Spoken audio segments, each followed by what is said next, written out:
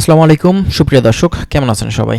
আজকের ভিডিওতে আমরা সংযুক্ত আরব আমিরাত বা দুবাইয়ের বেশ কিছু গুরুত্বপূর্ণ তথ্য আপনাদের মাঝে দিব। আমাদের কাছে বেশ কিছু ভাই কমেন্ট করেছিলেন, ভাই বর্তমান সময়টাতে এখন ট্রান্সগার্ড কোম্পানির ভিসা আদৌ কি খোলা আছে? যেহেতু বর্তমান সময়ে এখন যুদ্ধের পরিস্থিতি তো বোঝাই যাচ্ছে কী অবস্থা।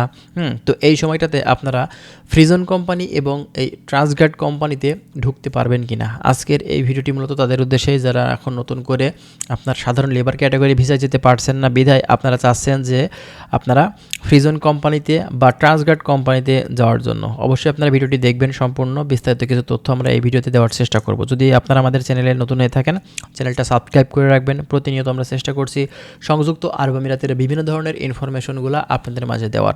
চলুন তাহলে কথা না বাড়িয়ে মূল ভিডিওটি আমরা শুরু করি।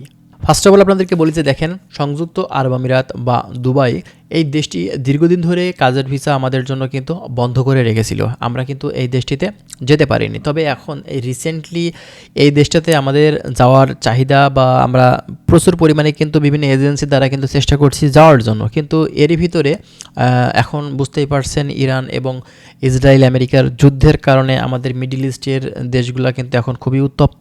এ কারণেই কিন্তু সেই সব দেশগুলোতে বিভিন্ন ধরনের সমস্যা আমাদের প্রবাসী ভাইয়েরা কিন্তু ফেস করছে। বাংলাদেশ থেকে নতুন ক্যাটাগরি ভিসাতে এখন ঢুকতে পারছে না অনেকেই। কিন্তু দেখেন, আসলে এই সংযুক্ত আরব আমিরাত কিন্তু আমাদের জন্য একটা সুযোগ রেখেছিল, সেটা হচ্ছে ট্রান্সগার্ড কোম্পানি এবং ফ্রিজন কোম্পানি। এই কোম্পানিগুলোতে কিন্তু বর্তমানে এখন পর্যন্ত ভিসা ওপেন আছে। এই কোম্পানিগুলো এখন পর্যন্ত কিন্তু ভিসা দিচ্ছে। তবে যেহেতু এখন মিডল ইস্টের দেশগুলোর ভিতরে খুবই সমস্যা চলছে, বিশেষ করে আপনার হচ্ছে আরব আমিরাতে, এক্ষেত্রে আমাদের ভিসার কার্যক্রমটার যে কাজকামগুলো সেগুলো কিন্তু ধীর গতিতে চলছে। সেইভাবে আগের মতো কিন্তু আর এখন ট্রান্সগার্ড কোম্পানি বা ফ্রিজন কোম্পানি আপনাকে কিন্তু ভিসা দিবে না। আপনাদের বেশ কিছু সময় আপনাদের কিন্তু ধৈর্য ধরতে হবে, ঠিক আছে? তো অবশ্যই এখন বিভিন্ন এজেন্সি আছে যারা কিন্তু ফাইল নিচ্ছে, ডকুমেন্টস নিয়ে তারা কিন্তু দেখা যাচ্ছে যে কাজ স্টার্ট করছে। বিভিন্ন কোম্পানির সাথে যোগাযোগ করে তারা কিন্তু পাঠানোর জন্য চেষ্টা করছে। ভাই আপনি যেতে পারবেন, তবে আপনাদের একটু ধৈর্য ধরতে হবে, সময় দিতে হবে, তারপরে কিন্তু আপনারা যেতে পারবেন। বর্তমান পরিস্থিতি আমরা যতটুকু খোঁজখবর নিয়ে জানতে পারছি, এখন কিন্তু বাংলাদেশে যারা নতুন করে ছুটিতে আসতে যাচ্ছেন তারাও কিন্তু এয়ারপোর্টের সমস্যার কারণে পারছেন না। বাংলাদেশ থেকে যারা ছুটিতে এসেছিলেন, বাংলাদেশ থেকে ব্যাক যাবেন, তাদেরও কিন্তু সমস্যা, কারণ এই ফ্লাইটের টাইমটা শিডিউল চেঞ্জ হচ্ছে, টিকিট ক্যান্সেল করছে, বিভিন্ন ধরনের হয়রানি, বিভিন্ন ধরনের সমস্যা আমরা এই সময়টাতে এখন এসে কিন্তু দেখতে পাচ্ছি।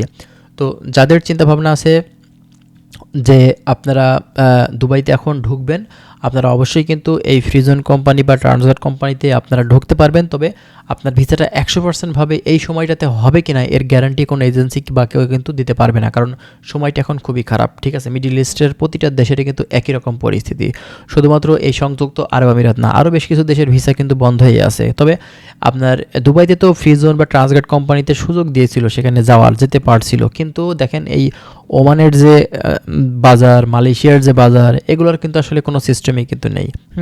তারপরেও আমরা যতটুকু তথ্য পাচ্ছি অবশ্যই আপনাদের মাঝে আমরা দেওয়ার চেষ্টা করছি। যদি আরও নতুন কোনো তথ্য বা আপডেট বা নিউজ এসে থাকে, আমরা কিন্তু অবশ্যই আপনাদেরকে দেওয়ার চেষ্টা করব। তো ভালো থাকবেন সবাই।